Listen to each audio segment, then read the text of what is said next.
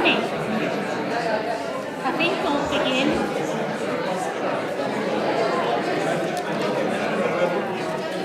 Good morning, everyone. Reykjavik. Okay. I think we're about to begin our meeting. Thank you.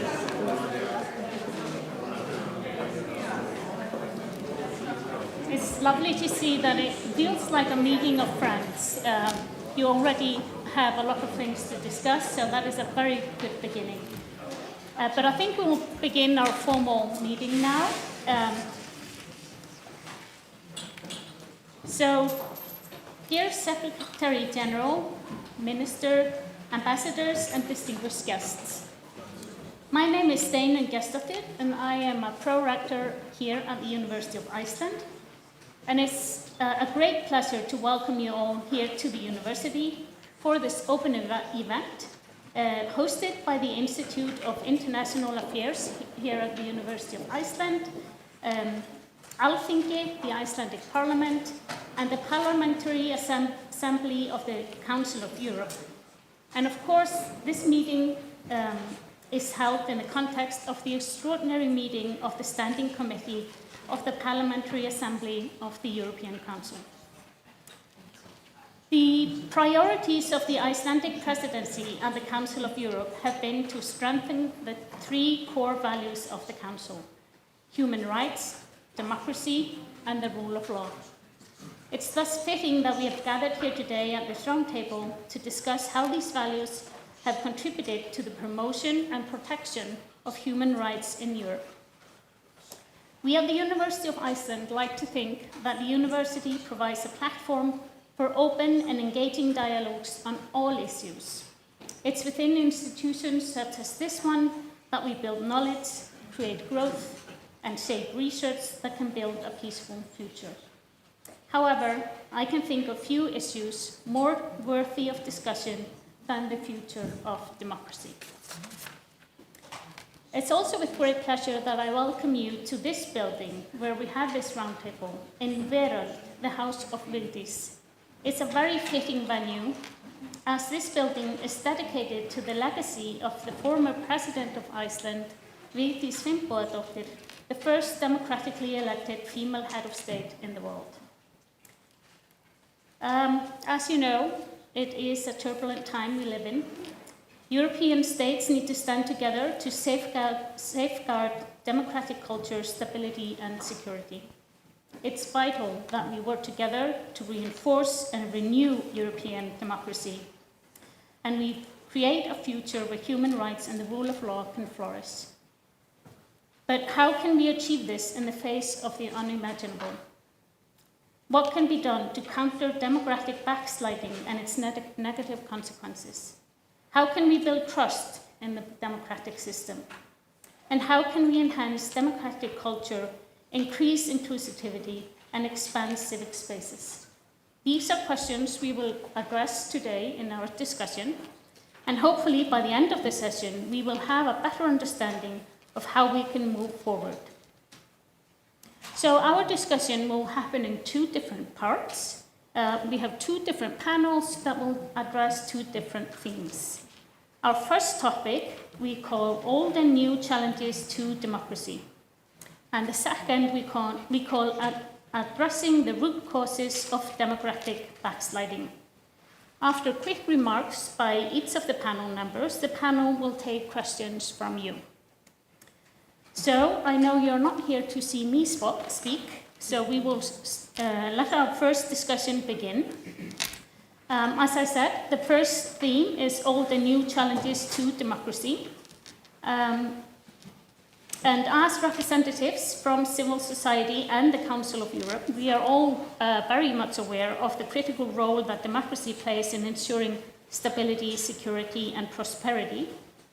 However, the challenges that we are facing now are not new. They have existed for centuries, and we have always needed to adapt and evolve to address them. So today, although we are facing new challenges that require attention and immediate action, we also can learn from the past. We have an amazing panel representing specialized knowledge and experiences in various issues relating to Russia and Belarus. So before we start our discussion with our first panel, we have a video message from Svetlana Tikhanovskaya, who of course is the leader of the Belarus Democratic Opposition. And unfortunately, she couldn't be here in time to be with us, but we have a short message from her.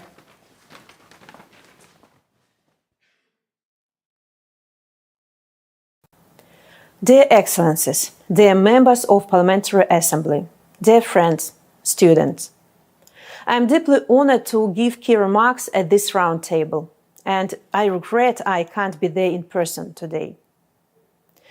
The fight for democracy needs its champions, those who dedicate their lives to it and their freedom at stake in its name. One of them is our Nobel Peace Prize winner, Ales Bialiatski. For his lifelong commitment to human rights and democratic changes, he was sentenced to 10 years by Lukashenko's regime. He was put in a suffocating prison cell and kept in isolation alongside thousands of other political prisoners. Ales Bialiatski wrote, "The value of a true democracy is in promoting responsibility, morality, and creativity in society. These three principles are key for building a strong and free society. While Lukashenko's dictatorship does without these things, it's dull, immoral, and irresponsible. Democracy's fight against tyranny can't be won if we don't share these principles. Democracies should stand united as one front and help those who continue the battle. In 2020, people of Belarus made clear that they chose democracy. We won the elections. We rallied Belarusian cities. People on the streets were shouting freedom. However, the regime responded with brutal terror, which first led to massive repressions and then opened a door to the war against Ukraine, where Lukashenko's regime became Putin's accomplice. Though we continue our fight underground, we realize that we can't win this fight alone.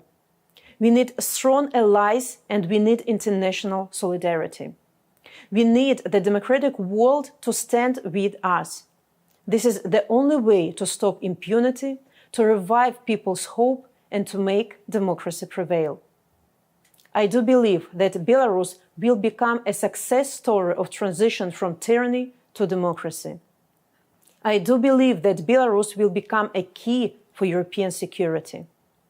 Free Belarus will be the strongest sanction against Putin's Russia and a great contribution to Ukrainians' victory. In opposing dictators, we stand for what is right. We give people hope for a better future. Opposing dictators is our moral duty. Human rights and the rule of law are such strong principles because they respect the dignity of human being. Dictators see no value in human dignity. We, the Democrats, do. I believe that Belarus will become a country where human rights and the rule of law will be respected, where responsibility, morality, and creativity will be our motto. I know that the path to democracy can be long and difficult, but let's walk this path together. Thank you.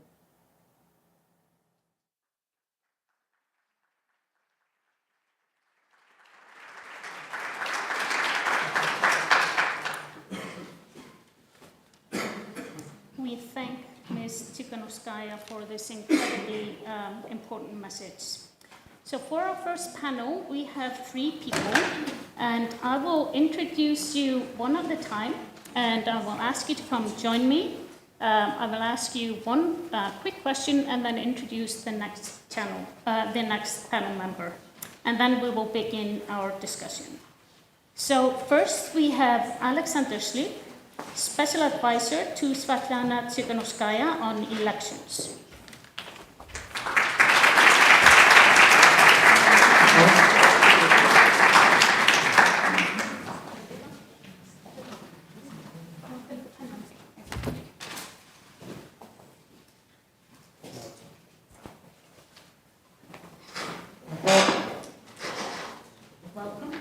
Thank you. Tak. Very good. So, here, Mr. Strick, could you tell us more about the way the Belarusian opposition abroad is organized and your work in promoting democratic change in Belarus? Thank you for a good question. I think it's a chance to give an update on what is going on in our struggle for democracy in Belarus. First and foremost, Svetlana Mistikhanovskaya, she will be here in Reykjavik later today. She'll be addressing the standing committee. It's unfortunate that she can't be here this morning, but she is traveling through Europe towards us right now. I start with her because she is de facto the president-elect, and that's an important part of how we are organized. She is our claim to legitimacy. She is the person who has won the presidential election in 2020, and she is a person who keeps the democratic forces together. The interesting part in that I always use that as an opportunity for a remark on what my title sometimes is written as. Sometimes it's written the special representative for election of Svetlana Tikhanovskaya. That's actually quite wrong because she is not even planning to be a candidate in any time in the future. She never wanted to be really the president for the full term. Her ambition has always been to win the election and set the ground for the new democratic elections so that somebody else comes and becomes the democratic ruler of the country. Svetlana has surrounded herself as well with the cabinet of representatives, people who are focusing on international affairs, issues of defense and security, law and order, restoration of the law and order, cultural issues, and the issues of social support. That is the cabinet that is working on these thematic areas. The other important part of the democratic movement is the Coordination Council. The Coordination Council now has 110 people who have all been nominated, put forward by the different stratas of the society. They represent the civil society organizations, the civic movements, and they are, in a way, a proto-parliament. They are a real good alternative to what we see in the so-called parliament, where the cronies of Lukashenko have never voted against anything. They always vote unanimously for whatever the big boss proposes. Apart from that, obviously, there is a whole range of political actors who are involved in the democratic opposition. It's also an opportunity to highlight that we very often hear the question of, well, are you united? Are you one front? Yes, we are, because we have one common, one goal, and that is replacing the dictatorial regime with the democratic form of ruling the country. That said, I always reciprocate with the answer to any representative of any democratic country. Well, how united are you in your democracies? Having an opposition, having a diversity of views is a very normal process. That said, we have one common goal for the whole democratic movement, and that is building a democratic country that will very quickly become part of the European family and will become part of the Council of Europe as well. Thank you.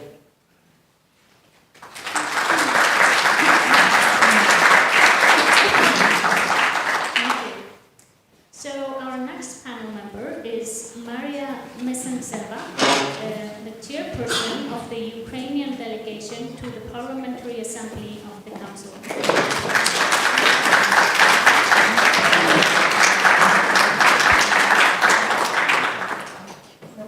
Welcome. Thank you. So I have a question for you. Of course, as we know, your country is suffering from the brutal, large-scale war of aggression by the Russian Federation.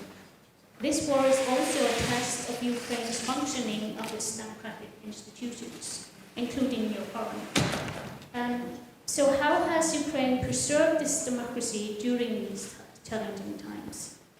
Thank you very much, dear President, dear Secretary General, Excellencies, dear students, dear colleagues from all the 46 members of the Council of Europe, organization which was set up 74 years ago to preserve human rights and peace on our subcontinent. It has been indeed challenged by the former member of this honorable organization, Russian Federation, and the answer to that was given by parliamentarians and the council and the ministerial level when in March we disregarded the credentials and I would say not a very diplomatic word, but kicked out Russian Federation at all layers.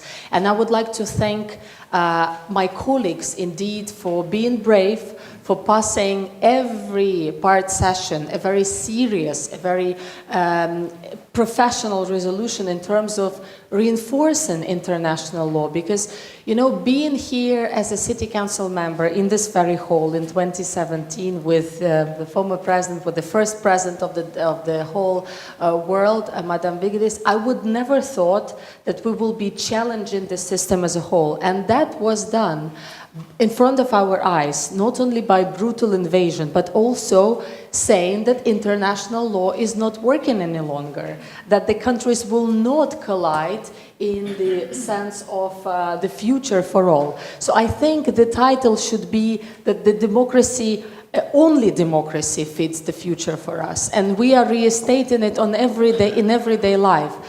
You know, colleagues, I think the battlefield is very important, the current one, the military one. But there are so many other dimensions of the fight for democracy. As of to say, the democratic battle, which we are winning, I think, every day with your support. This brilliant island, the country of Iceland, has become a great platform for a historical summit, which will start tomorrow and continue the day after, with a collision of many leaders across Europe to talk about our common future. And we are so appreciated, we're so much appreciated that it does focus on very concrete, important things, as of to say, the creation of a possible special tribunal for the crime of aggression, the illegal deportation of children, and we were the first organization to reconfirm that it's genocide, not only ICC, but we're also taking our stand. Of course, the compensatory mechanism, no one could ever thought it is possible in 15 months to establish such sophisticated thing.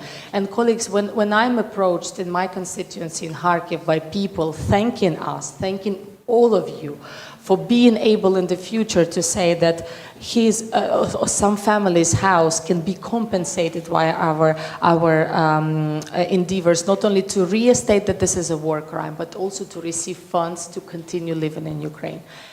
Ukrainian parliament hasn't stopped even for one day to work on laws linked to our future European integration, our future possible membership of NATO, but of course, as we are under very close monitoring of the Council of Europe mechanisms on human rights. We have voted more than 270 laws in these 50 months of brutal aggression, and we will continue working in various committees daily. And I want to thank to the Council of Europe for giving us an opportunity for the PACE to chair 2 committees right now and to show that democracy can still exist and can still function even when someone is trying to challenge it in the worst way possible. So all our achievements wouldn't have been possible without you, dear colleagues. Thank you.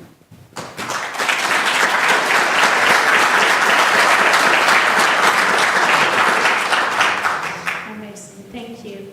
And lastly, we have Jon Olofsson, who is a professor of comparative cultural studies here at the University of Iceland.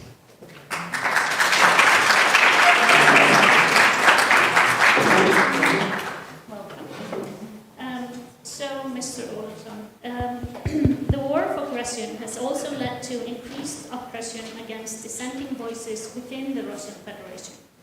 What role can these voices play under these circumstances? Yes, that's a difficult question, really. I think we have to keep in mind when we talk about Russia that there hasn't really been a functional political opposition in Russia for a long time.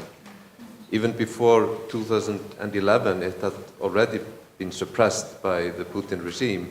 And the protests we saw in 2011, 2012 were a result of that. I think the last really political significance that we could see of oppositional activity in Russia was in 2019, when Navalny and his movement, with their smart voting scheme, did something that really made the regime get worried about what they could do. There's a lot to be said about the spread of the Navalny movement before the invasion, but clearly every opposition has now been crushed and dissenting voices have gotten scarce. Russia has a really repressive regime with very harsh consequences for people who speak out, at least if they declare opposition to the war. So I think that what we should hope for, both by those who actually oppose the war and are dissenting voices, if silent at the moment in Russia, is that they represent people and groups that are able to prepare for what is to come. And this also goes for the Russian opposition abroad. I don't think that the Russian opposition will be able to affect any political chance. What will happen in Russia, if things start to change, is going to be elite-driven. It's going to be something that happens within the system. But I think there is good reason to believe that we will see some sort of a collapse of the Russian regime. Maybe not today, maybe not tomorrow, but certainly in the near future. This is not a regime that can really last as things are going now. So what the opposition can do, what dissenters can do, is prepare for a different situation when things can change. And I think that also speaks to the great responsibility of the West, of the Western countries of Europe, to cultivate and help the Russian opposition to prepare for this moment.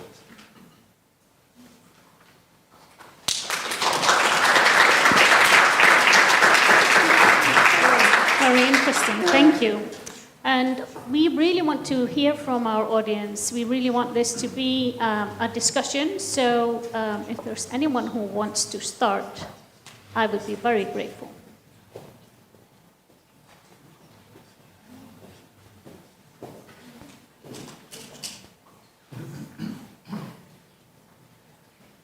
Yes. Thank you very much. Somebody must start, so I can do it. Excellent presentations from all of you, and the title is very fit, obviously, when we are looking at the struggle which is going on in that part of the Europe and that part of the world. What actually unites very interesting way the processes both in Belarus, Alexander and Maria, as you stated, is not only actually a question about national existence. It's very much a question about democracy, as you mentioned. And I like very much Professor's note also that when we are looking the future, obviously very much depends on the changes in Russia itself. Frequently we have heard that Russia has complained the situation, security situation in Europe so that we don't take care of their security interests. But I would say so, and they are arguing that whatever happens in Ukraine and even Belarus, NATO is very approaching, etc., is a threat for their vital security interests. Obviously, we all know that's not actually the case. You are not a threat on Russia in their security as a nation state. But true, the processes in your country are a threat, not against Russian people and Russia itself, but the Russian elite structures. Because obviously both Ukraine and Belarus are countries which are so close in historical terms and in human political terms also the people relations. When your countries, Maidan 2004, Minsk 2020, what happened in your country, whole Russia followed it very carefully. And if Ukrainian people, if Belarusian people can change their society, Europeanize, democratize, obviously, the next country to democratize is Russia itself. And that is actually the threat, what the whole process of democratization makes in Europe, and in your country in particularly, for the elite structure, corrupt elite structure in KGB-led, whatever way, you can use different wordings, whatever way, we know the structure there. That's a major threat for that elite structure in Russia. And obviously we can ironically say the struggle what you are doing in Kiev, in Ukraine and Belarus, you're actually fighting for Russian democratization, for Russian people themselves. So that's actually, it's very interesting note that you say that we must look also at the opposition in Russia itself. Thank you. Thank you. Would you like to respond, any of you, to these comments? I'm sorry I didn't introduce Kimmo Kiljunen from Finland. Thank you. Sure, no need for an introduction. Everybody probably knows Kimmo very well. I think you're right, Kimmo. The 2020 has shown, 2020 in Belarus has shown that Russia is paying extremely close attention to its neighborhood, not for the security reasons, as it's claiming these hard security issues. It has been a recognition by the Moscow that if things change in Belarus, if they lose Belarus, they don't lose a chunk of land. They don't lose a potential territory for an alternative, political arrangements or joining the NATO or anything else. This was not the concern. The concern was the stability of the regime that is premised on the ties with Russia. It's a client regime to Russia. It's the regime that serves it, maintaining some semblance of independence, less and less every day.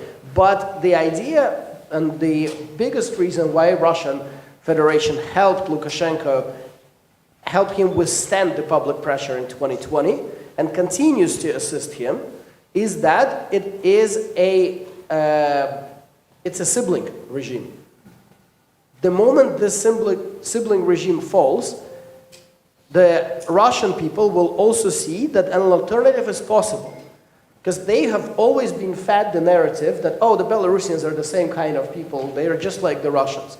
If these kind of same people, that's false, of course, we're quite different in very many different ways, but if these similar kind of people can live a different kind of life, then the Russians will start asking questions as well. So I think you're right in that, and that is, of course, enters our calculation of what we are doing. But as opposed to the early 2000s, even the 90s, we are not seeking the keys for victory in Belarus in Moscow. For many years before, anybody who would want to challenge Lukashenko would have a calculation, oh, how do I court Moscow in a way that it helps me battle this guy?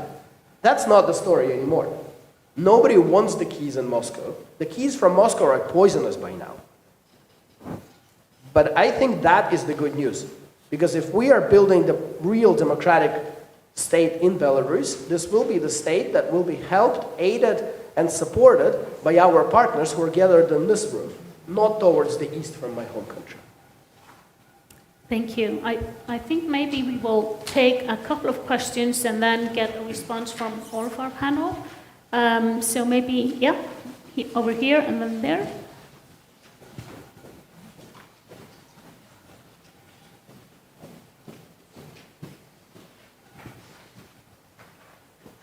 Thank you so much. Damien Cotier from the Swiss delegation. I just wanted to make first of all, thank you for organizing this discussion.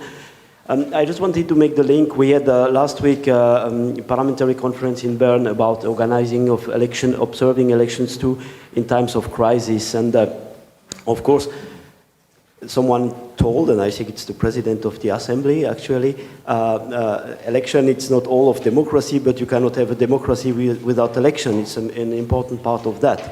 And probably that will be, not probably, it will be a huge challenge for Ukraine to organize elections. You should have election in the next month, which is not possible now because of the martial law. But probably it will be a very important test to be able to organize election as soon as the martial law is uplifted, which we all hope will be the soonest possible. And the way things will be organized, the way it will be transparent, it will be fair and free elections, will also show how strong a democracy Ukraine is. and actually that it is worth to fight as you fight for your national territory, but also for these values. And probably it's also a challenge for the Council of Europe and other organizations to help you organize that. So I just wanted to underline that, because it will be a real test very soon, somehow, and that raises a lot of questions on how to do that. We gave some first ideas in Bern about how the Council of Europe might help, for example, organizing that. But probably it will be a very important moment in this path to prove that democracy is there and that it's strong in your country, and that you can, I mean Ukraine in this case, and that you can build upon that, and we might all help you going in this direction. Thank you. And we have another question over here, and then one more at the back after that. Yeah, thank you very much. My name is Petra Stienen. I'm the head of the Netherlands delegation. And I have a question, especially for Maria, but also for the other two panelists, on the hybrid war we're seeing. Gary Kasparov was in our ALDE group, and he said we really have to be careful that the war indeed is not only fought on the battlefield, but that it's also fought on our values. And I have to compliment the Ukrainian parliament of being able to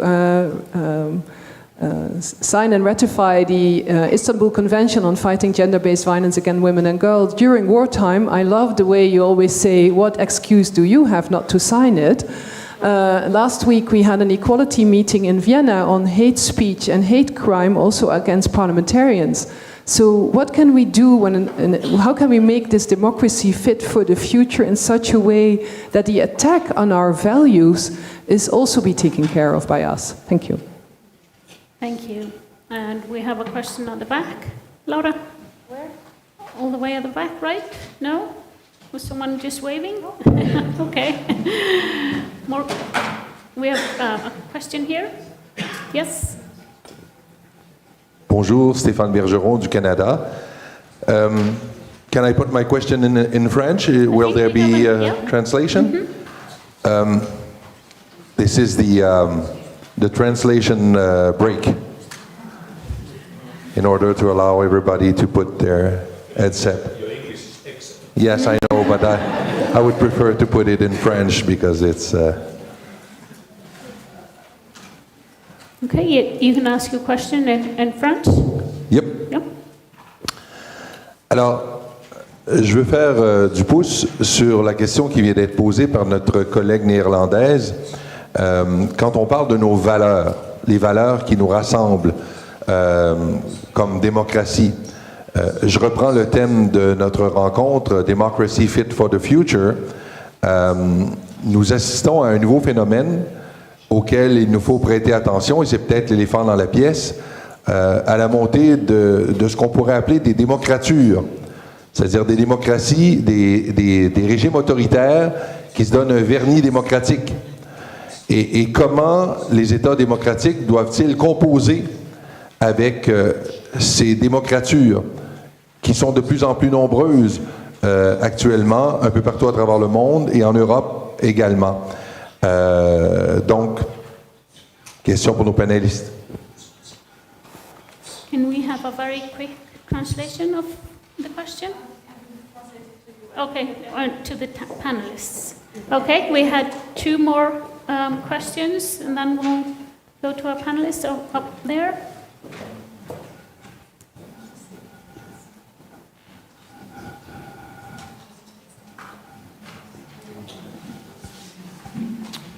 Hello. I would like to direct this question to the Belarusian gentleman. I'm curious, to achieve democracy in Belarus, as many know here, that most regime changes happen through violence and through military coup or a revolution. Do you think that you will be able to achieve democracy in Belarus without the means of violence or some sort of military intervention? Or will you be expecting hoping for help from Europe when it comes to that department in order to achieve democracy in Belarus? Thank you. Thank you. I think we have one question over here, and then one on this side, and then we have to ask our panel to respond. Good morning, Fiona O'Loughlin from Ireland. It's really great to be here after a long road to Reykjavik and to listen to the panelists. My question, in a way, is similar to Petra. I agree with her about the attack on our values that unite us. But my concern is when we are trying to build a democracy fit for the future, we have to ensure that there is honesty and there is truth. And with the proliferation of social media, with fake news, with propaganda, how can we really deal, and I suppose this comes into the whole area, obviously, of artificial intelligence as well, too, that we get the true story, the true sense, and that people are not taken in by false propaganda and false facts. Thank you. Okay, and then a final question over there, and I'm sorry if I'm missing someone, just raise your hand very aggressively. Yes. Okay, very quickly for our last two questions, please.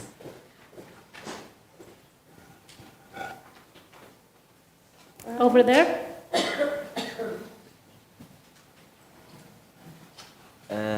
This is just a question in general, not sent to anyone.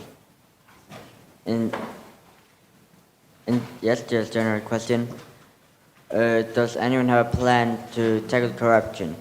Because I have found that corruption can destroy democracies very quickly. Yeah.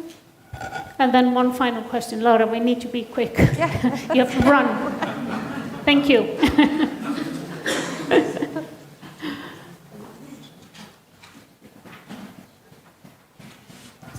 Maybe you can. Thank you so much for running. Hi everyone, my name is Toa. Thank you for an excellent presentation.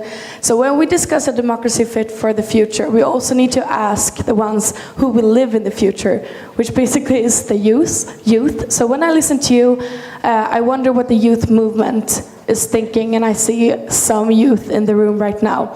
And for me, without democracy, no peace. And without a strong civil society, no democracy. And the youth are in the front line of civil society, fighting for human rights, organizing to prevent ecocide, for an ecocide law. And I just think that we need to change the narrative so we can recognize youth as strong actors of change and peace builders.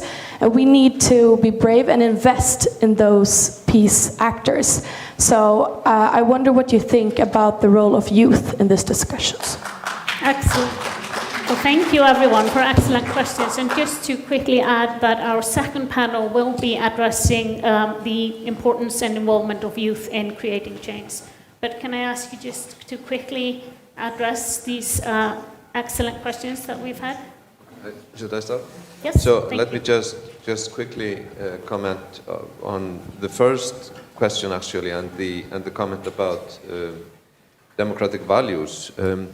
I think it is interesting, and it's really, in a way, deeply fascinating how deeply Russia fears Ukraine and Belarus. Mm-hmm. And I think it's exactly the point that the Putin regime for a long time has seen any kind of democratization, democratic development, I should say, in Ukraine and Belarus as a threat.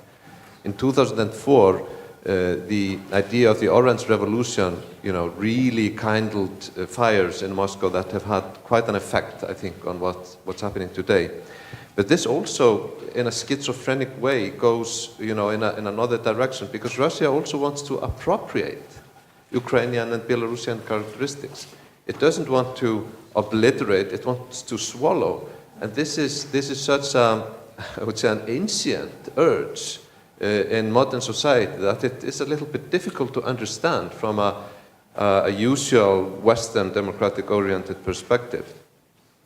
But about the values, I think, I think this is really a threat, whether you call it a hybrid war or simply the danger that certain things take root in Western societies that may undermine our democratic values. But this is also very complicated because, after all, democracy is about discussing values. We can't take them for granted. We can't just say, these are our values and you have to respect those. We have to have a discussion about them, and that makes these things so complicated.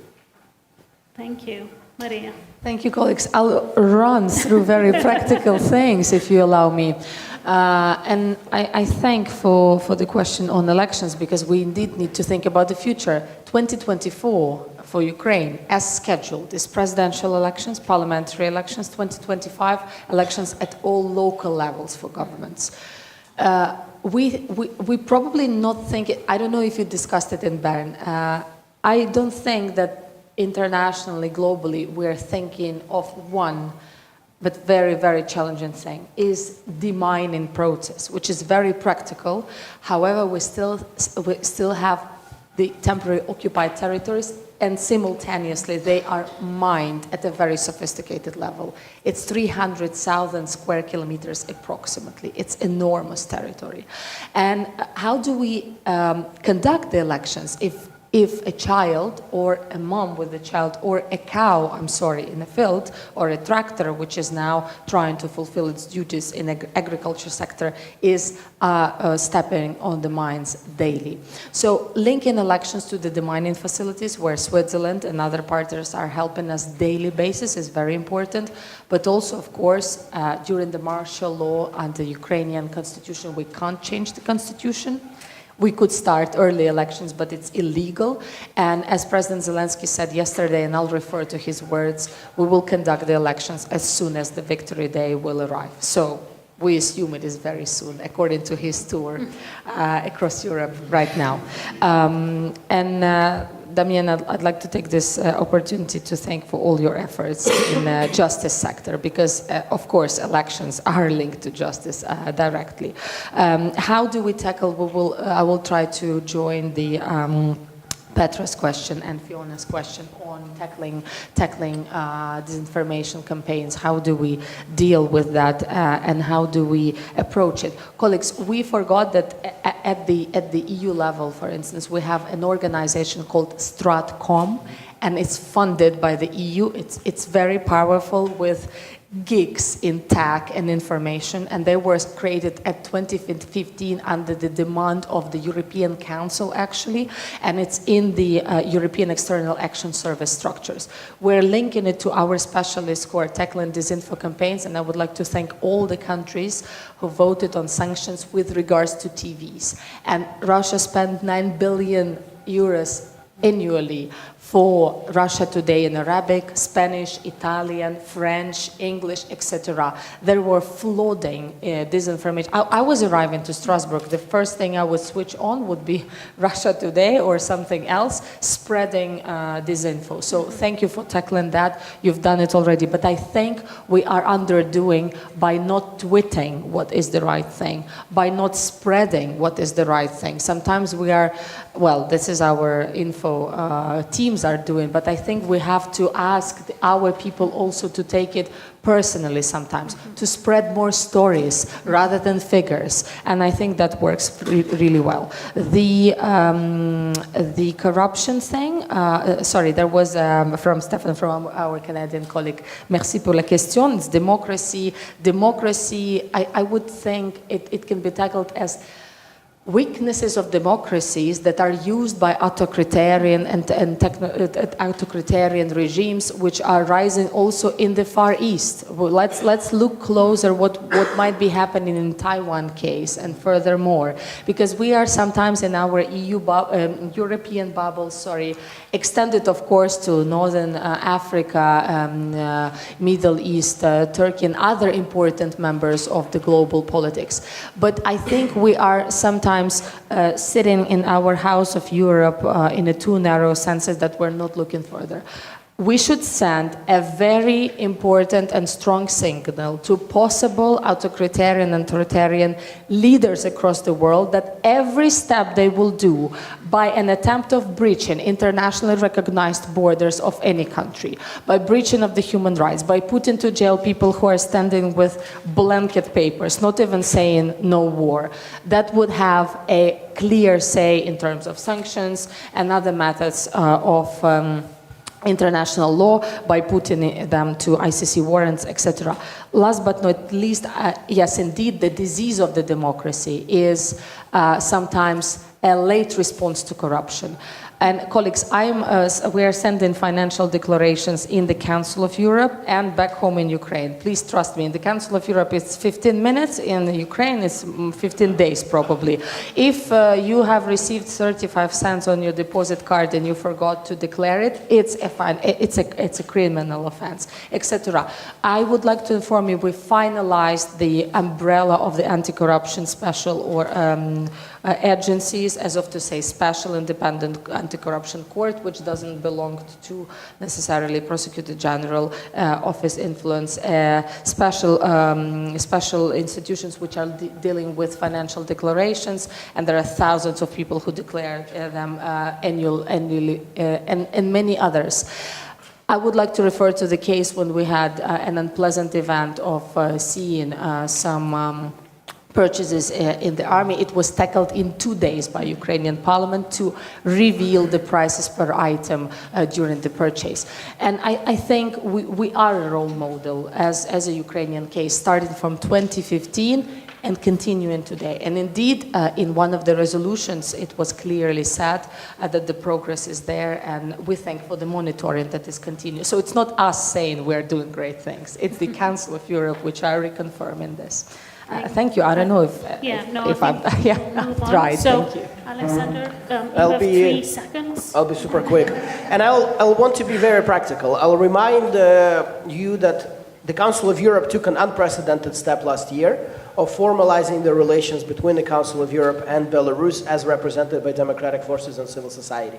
The contact group, in my view, is an extremely practical creation, which will allow us to benefit in very practical terms from the Council of Europe and the experience of its member states.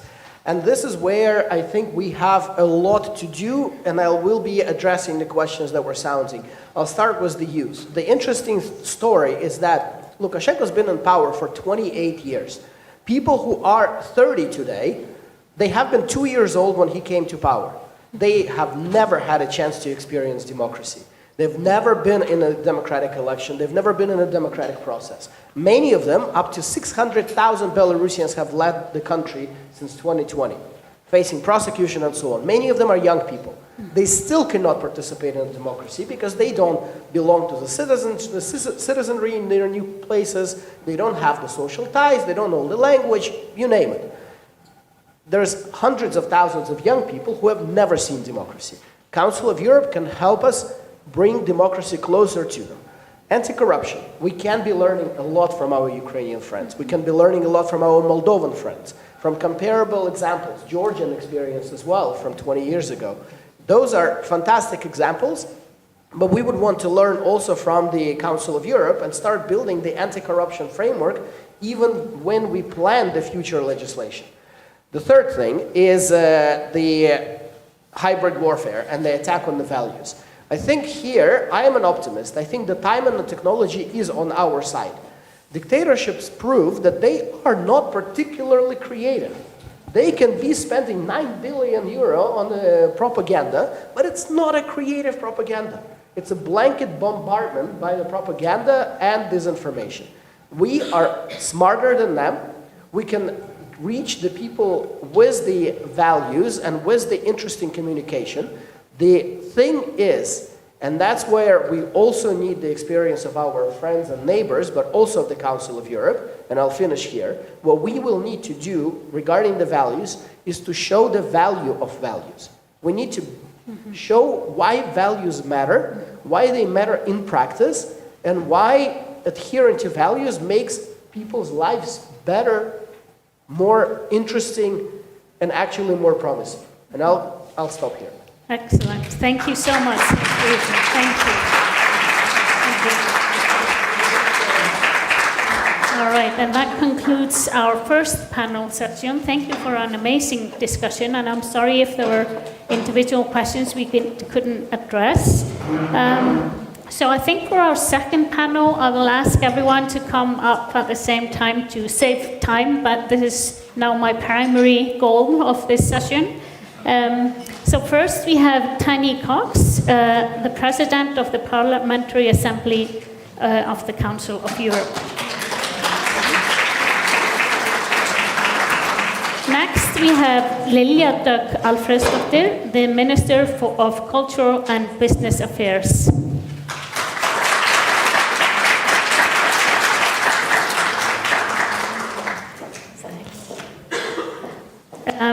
Then we have Mr. Daniel Arnarsson, Director of the National Queer Association.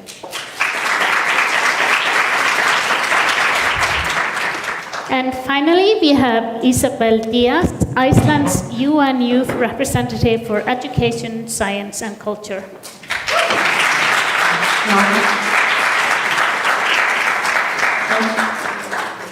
So thank you, another amazing panel, and I think I will start by a quick question to each of you, and you have 2 minutes. So first, Mr. Cox, what are the most visible signs of democratic backsliding in Europe? Are there early warning systems that we can put in place to make it easier to detect, prevent, and tackle problematic change?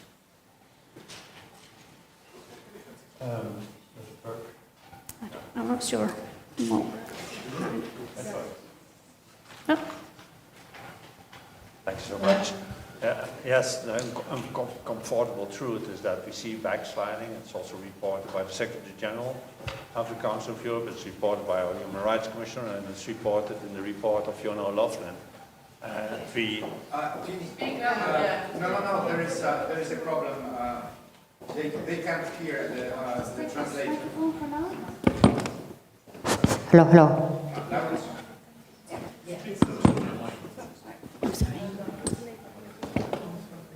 Hello. Alexander, can you hear me? Neither the translators. No? No. Okay. Now you can translate. It's okay. Thank you very much. Sorry. Yes, we see backsliding according to our Secretary General of the Council of Europe, according to our Human Rights Commissioner, according to our own report of Fiona O'Loughlin. We have sent these messages to the summit that takes place here in Reykjavik. To mention a few examples, we have had to expel, as Maria said, our biggest member state, Russia, because it has changed itself from a kind of democracy into a totalitarian regime that has invaded the neighbors. So it has gone away from democracy, and it's even threatening democracy in the neighboring country. In Ukraine, we see that Belarus has left the path of a direction into democracy, so we had to skip our relations with them. And we have 46 member states who all have committed themselves by signing and ratifying the Statute of the Council of Europe, have committed themselves to democracy. But if we take a close look on what is happening in our 46 member states, there are many worrying developments. Journalists are under attack. The space for civil society action has been limited in many member states. We see in too many member states political prisoners. We see that there is a change in the independency of the judiciary.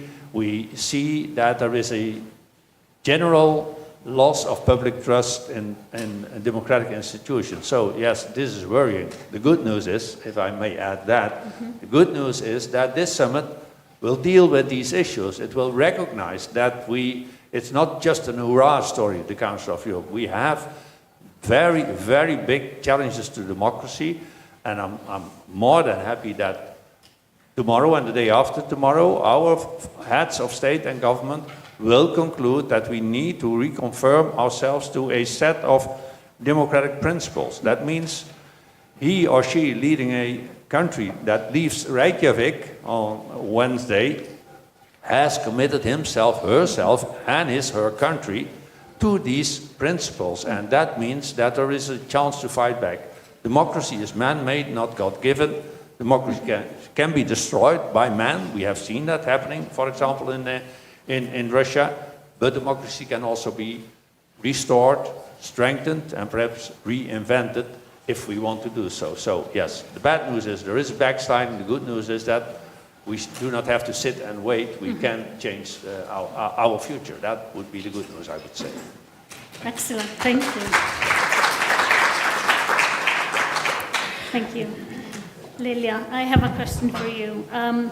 As a Minister of Culture and Business Affairs, given that business and culture can significantly impact a country's democratic change, how can you work together to ensure that businesses and cultural institutions are contributing positively to the strengthening of democratic values and institutions in our societies? Well, thank you.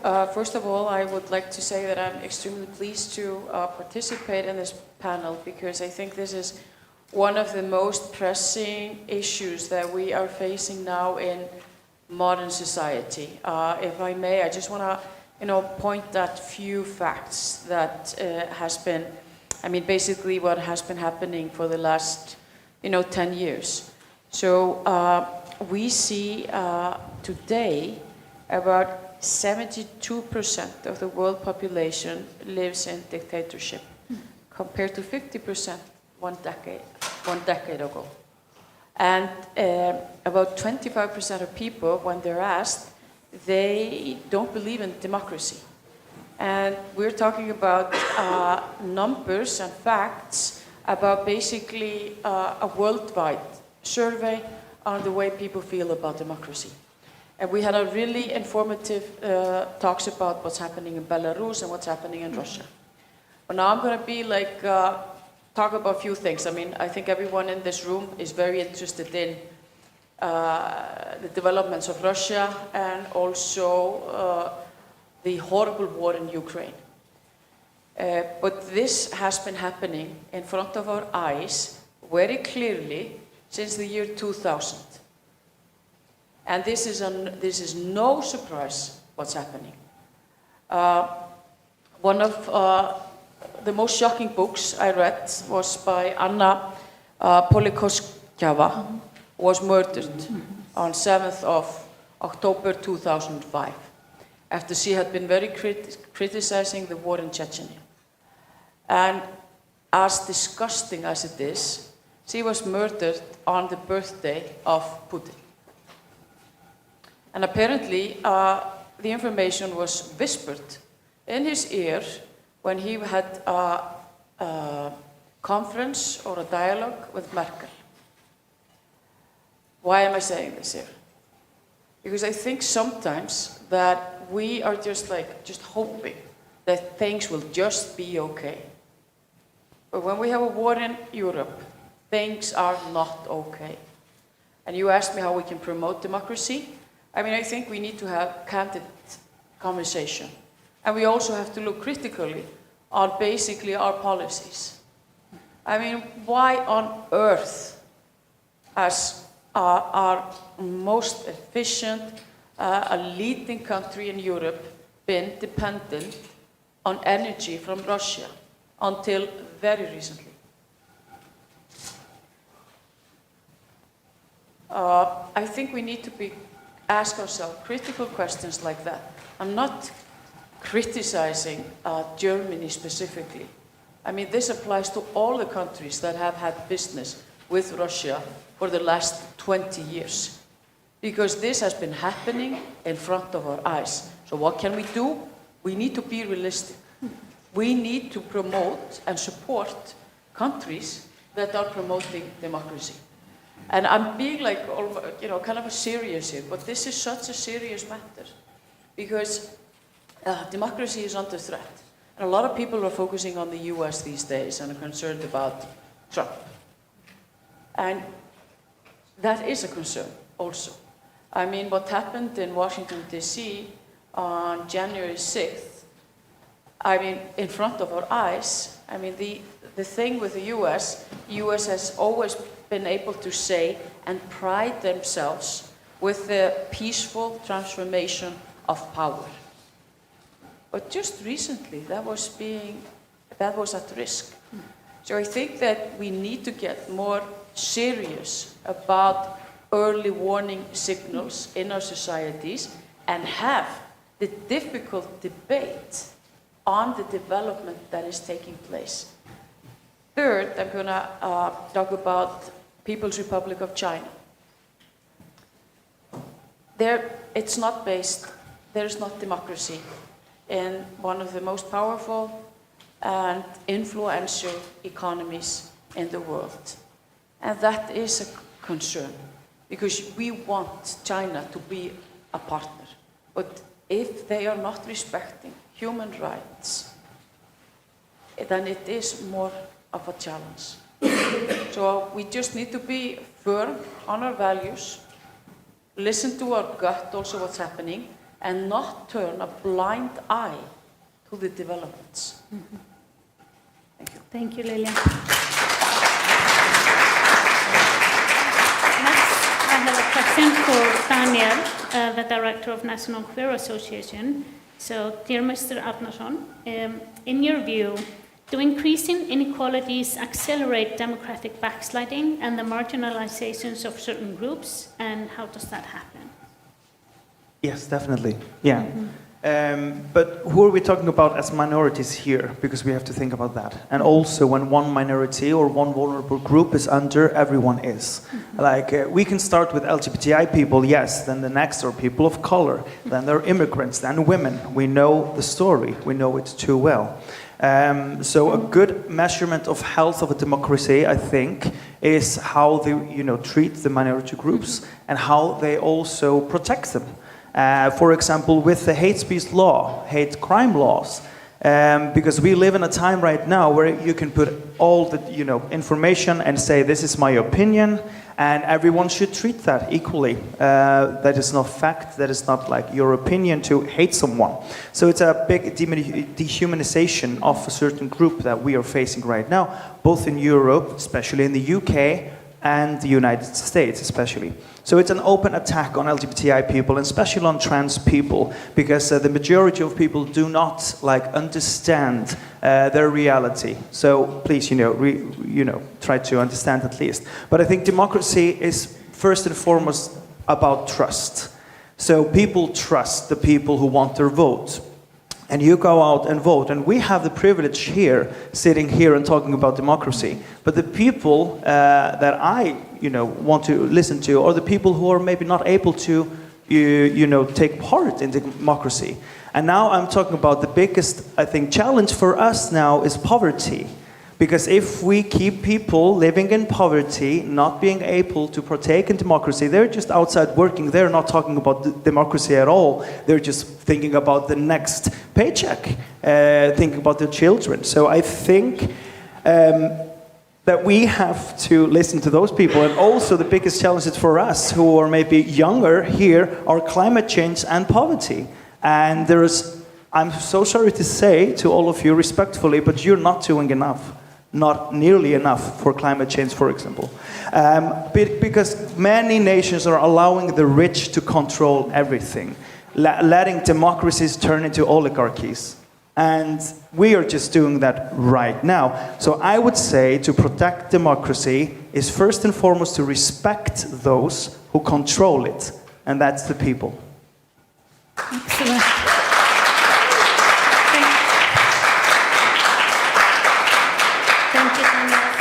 So finally, Isabel Diaz, Iceland's UN Youth Representative for Education, Science and Culture. So Isabel, why is diversity and youth participation important in addressing the root cause of democratic backsliding? Yeah. Thank you for such a great question, Steinar, and thank you for having me here. It's an honor and the pleasure is all mine.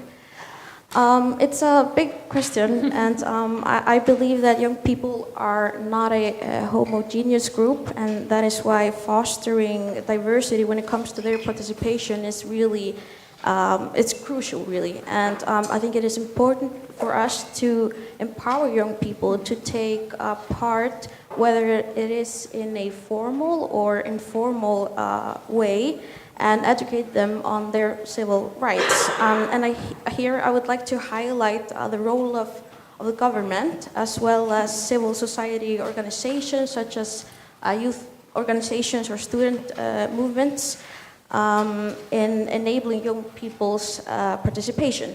And one great practical example is to teach young people how to engage is by holding mock elections, and I'm talking about skuggakosningar, or the shadow elections that are held in secondary schools throughout the country by 2 youth organizations, and their aim is to give students and first-time voters an opportunity to practice voting, and as well as to encourage democratic awareness.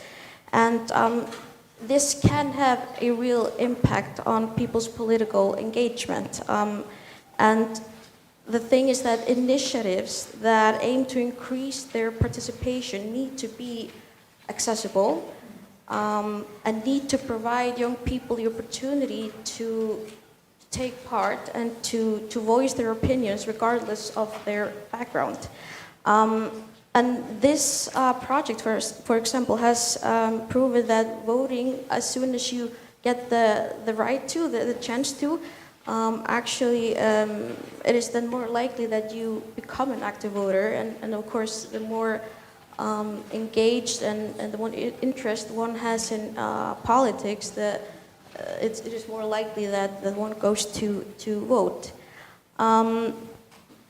And so I think that work carried out by youth movements and organizations, it's quite significant.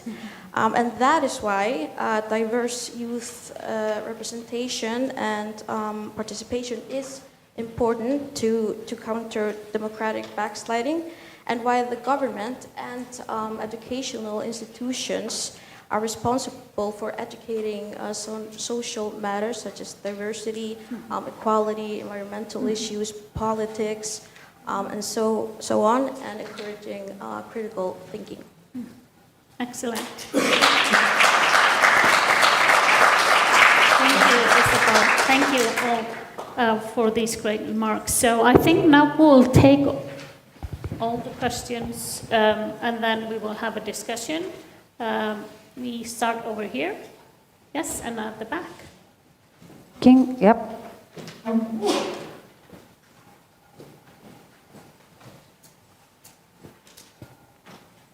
Hello, my name is Emily, and I'm an American, which is super fun in terms of the context of this discussion, and I'm also a political science scholar, I guess. And I'm here on behalf of the Young Environmentalists of Iceland as a board member. And my question is, I personally view voter turnout as a very critical form to protect and also to prevent backsliding of democracy. And as a youth, I can kind of say that we're so tired of fighting for everything that we kind of want, whether that's a live, laugh, lovable future for an Earth, the right to a safe and legal gender transition, the right to have a family and create a family regardless of sexuality or family makeup. And so we view democracy as a way to access these critical human rights, and which democracy absolutely is a way to access that. However, we get out the vote, we campaign, we donate, we do a lot of work to get the candidates in office who say that they're going to protect our rights and maybe make our countries honor their climate obligations, for example. And then the tale as old as time, the politicians, and this happens everywhere, get in office and then don't honor their promises. Or if they do honor their promises, they're the xenophobic, transphobic, Eurosceptic candidate. Unfortunately, those seem to be the only ones who are delivering on what they've promised. So how can, kind of going back to what we were talking about a little bit with trust, how can we improve the youth's trust in politicians? And I don't know if there's an answer to this. Maybe I'll write a thesis on it. How can you, get politicians and candidates to honor their obligations once in office? I'm going to take advantage to follow up on this. I'm also from the Young Environmentalists, and I'm also American. But for me, I know, like in the U.S., for example, the average age of Congress members is like 66 years old, which is astonishing to me, considering that, like in the U.S. and in Iceland and other places throughout Europe, young people are leading the fight against environmentalism, climate change, ecocide. Come to the ecocide conference tonight; it'll be great. And many, many other things, because this touches on our futures so much and will impact us so much, from the economy to having livable futures, all of these things. So how can we have younger people in politics? How can we support this? And how can we support, how can politicians and other people support young people who are fighting for these rights when they're very vulnerable? They may not have the skills, they may not have the confidence, because they're more vulnerable and, than other people who have established this, who are old, who have experience. Thanks. Thank you. And we have a question on the back. Mm-hmm.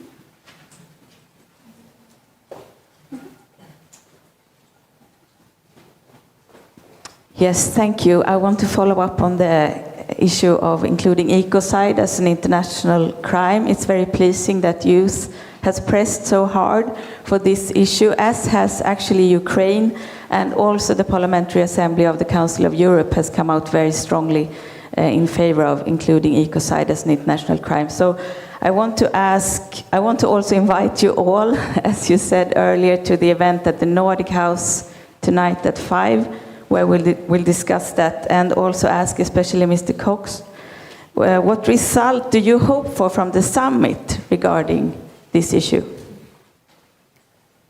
We have another question here and then over there.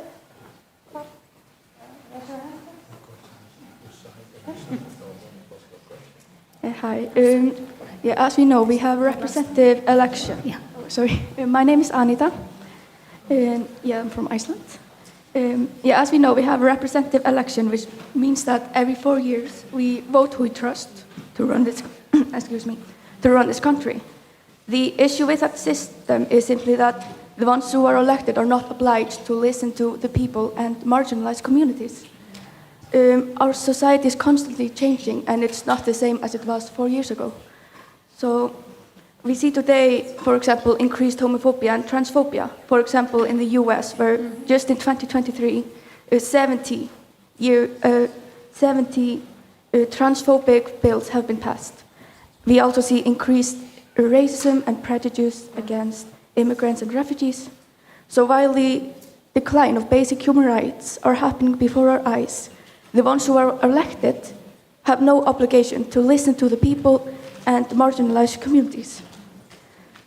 And also the communities and organizations that are fighting for their well-being. My personal opinion is that to ensure democracy and balance in our society, we should listen to youth organizations and organizations that fight for human rights. Do you have any other solution to fix this problem, and how will we come about them? Thank you. And another question over here. Laura? Okay, sorry. Hi, my name is Andra. I'm also from Iceland. I think the main problem with engaging youth in politics is that the information isn't accessible to their language. The information is usually put out in a really formal way that is hard for young people to understand. And do you have any other solutions on how to put the information out and how to reach to youth in a more accessible language, and how do you intend on incorporating that in your organizations and work? Thank you. And maybe we can ask people to speak up a little bit.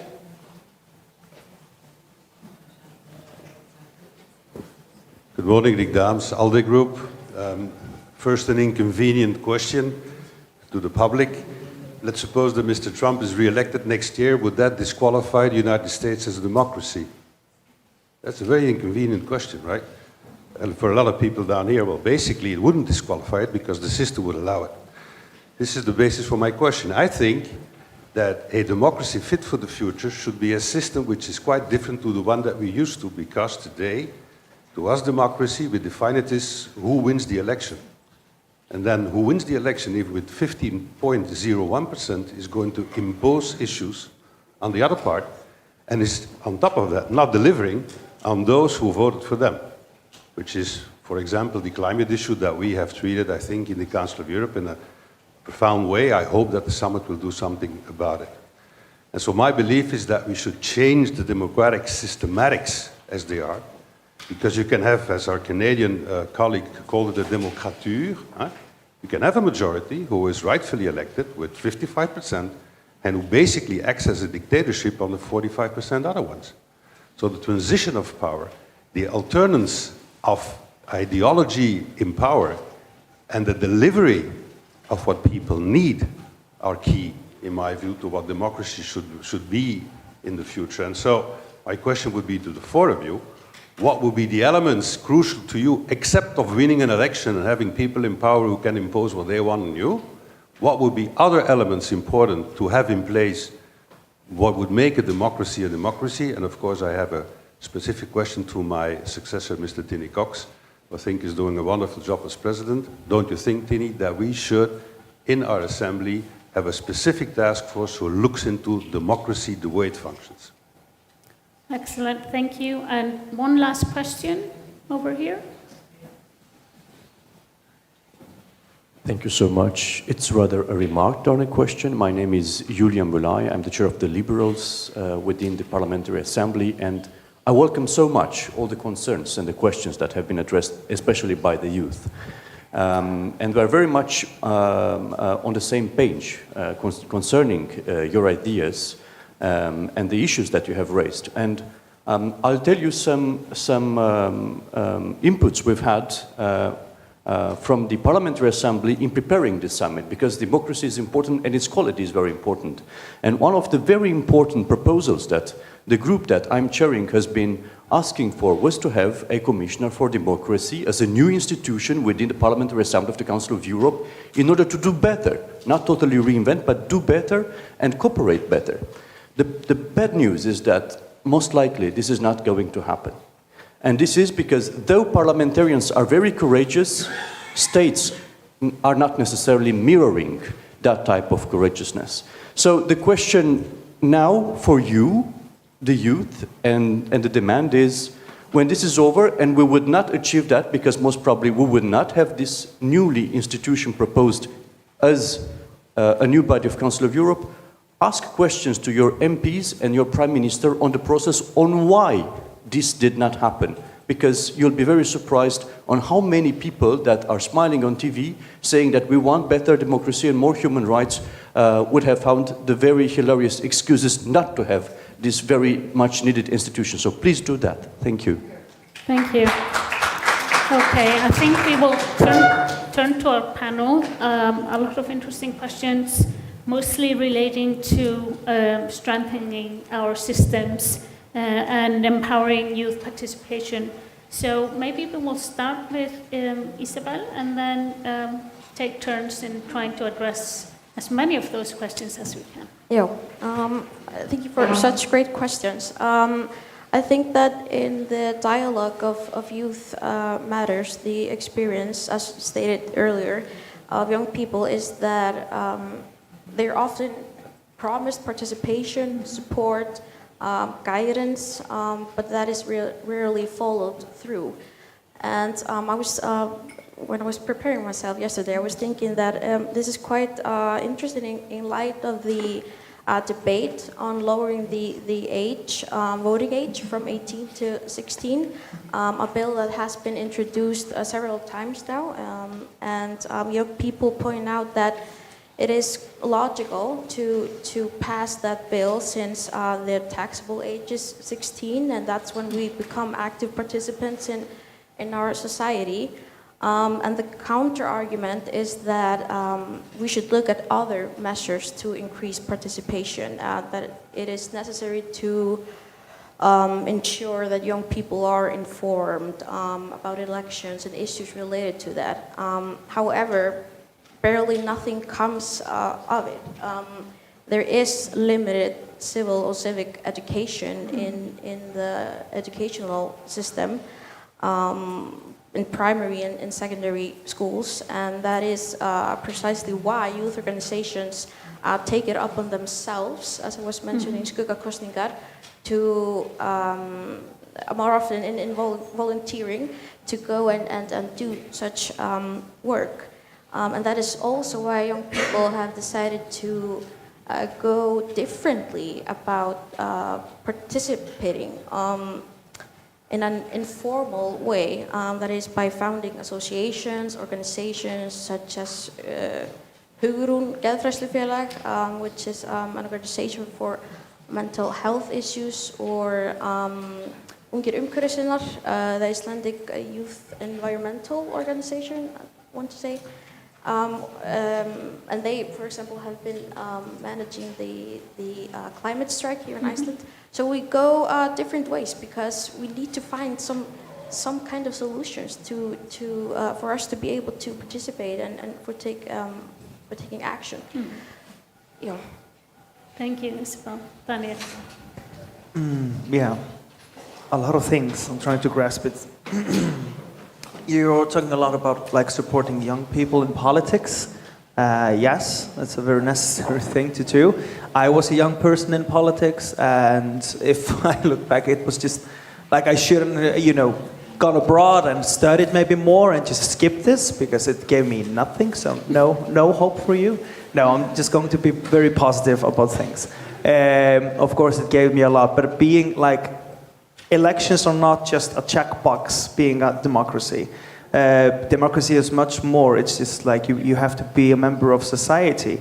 And again, if you push people outside of being a member of societies, then you're not letting them, take part in democracy. So the democracy right now is for the few. I'm very sorry to say. Again, it's for the few. Maybe people come to and elect maybe every 4 years, and they are maybe promised something, and then usually it's broken, or that is the feeling that maybe young people, as Emily said, feel.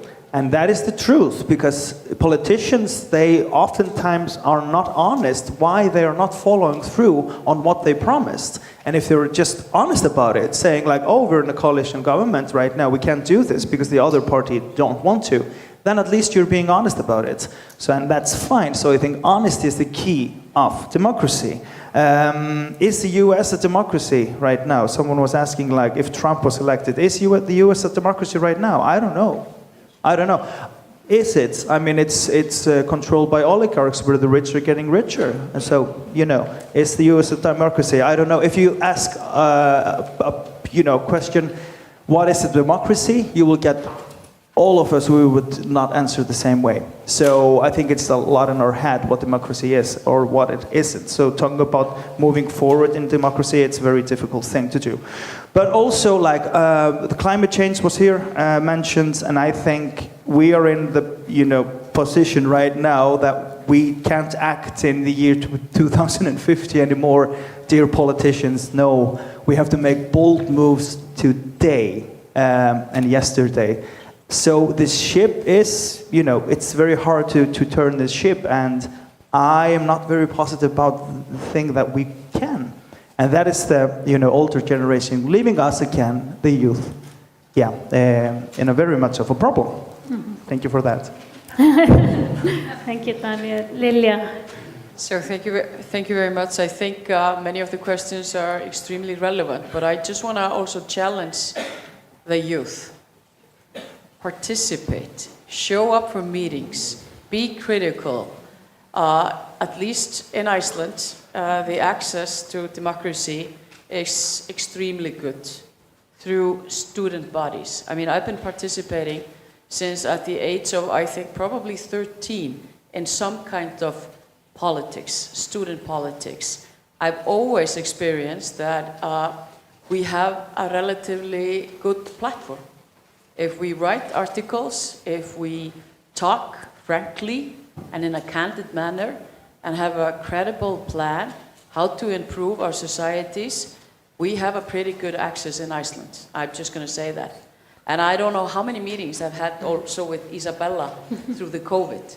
And I think it's the government that actually is supporting the shadow elections.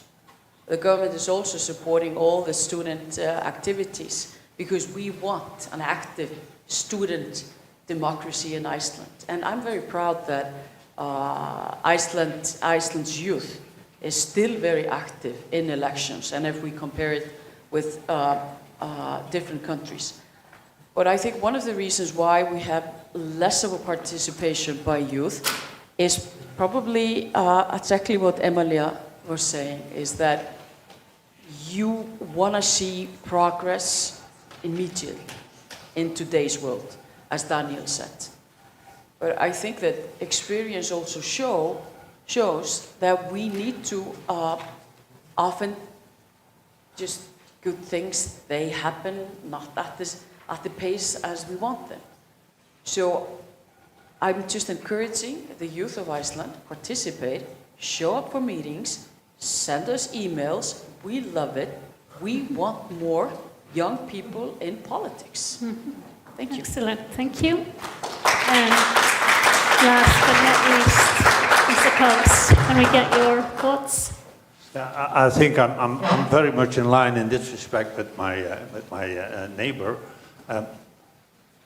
Democracy is not something that should be given to young people.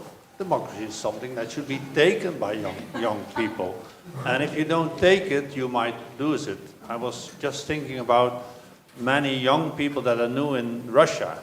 They were not satisfied with how things were developing in the past, but they concentrated on other things, on business, on education. They have lost it. It's now a totalitarian state. So if the youth does not stand up, as Bob Marley would say, then you could lose something. So it's the elderly who depend on the young people. That guarantee is not taken as God-given, but democracy is not taken as God-given, but something that has to be maintained. Read the report of the Secretary General of the Council of Europe on the backsliding of democracy. So later this morning, we will talk about women's empowerment. But I also would say youth empowerment should be on the first lines of our agenda. And you have to take it. Don't wait for the elderly. Oh, I'm still looking good, but you do not want to know my age. You do not want to know my age. You have to do it yourself, like women have to do that by themselves. There was a question about ecocide. Ecocide, I can tell you, if nothing changes, it will not be in the final statement of our heads of state and government. But in the final statement, there will be a political recognition that the right to a healthy and sound environment has to be seen as a fundamental human right. And I don't know whether we already are realizing this, but this statement on behalf of 46 heads of state and government is a major step forward. It will oblige the Council of Europe itself, but also the member states, the member parliaments and the Parliamentary Assembly to really now start to deliver on that. And do imagine what it means that if you do not respect the right to a healthy and safe and sound environment, you will be held accountable in the future. So that, in my idea, this is a progress in the making. The last remark with regards to the trust in democracy. Here again, I would say, do not trust too much politicians, because of course we will say that we will do our best, but trust yourself. Democracy is not for politicians. Democracy is for the people. The people are the essential part of a democracy, and they can use elections to make up their mind, but after elections, still a lot has to be developed. If we do not maintain our democracy, if we do not participate all in the democracy, democracy can fade away. Once again, I refer to the report of the Secretary General of the Council of Europe, but also to the report of Fiona O'Loughlin and the report of our Human Rights Commissioner. One last remark to my predecessor, Rick Daams. Yes, of course, I think that the Assembly should should put special focus on the maintenance of democracy. The good news is that tomorrow and the day after tomorrow, our heads of state and government will decide on a set of principles of democracy.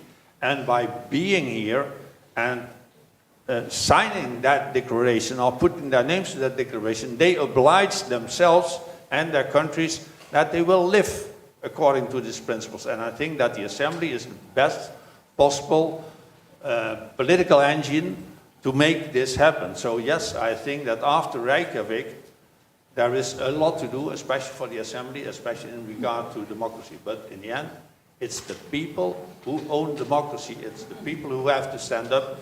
If you don't take democracy back, you could lose it, and we have seen examples. So let that be the message of hope, Madam Moderator, of this of this more than interesting morning. Thank you very much. Excellent, thank you. All right. Sorry for the technical issues we're having. So this concludes our session. I want to thank all of you and our previous panel and all of you here for a really wonderful discussion. It seems like one of the messages that we are receiving is that each generation seems to have to fight for their own peace and democracy, which is a tough message, but true. But as we move forward after today, let us know and carry the knowledge and insights that we've gained to continue our work and continue to collaborate and support each other in efforts to protect and promote our democracy. Before we finish, I just want to mention very quickly, we are going to prepare for the Vetis Prize of Women's Empowerment. So we are just going to take a few minutes to change the venue. So I ask you not to leave if you don't have to, and sit for a few minutes before we start the next event. Thank you so much for today.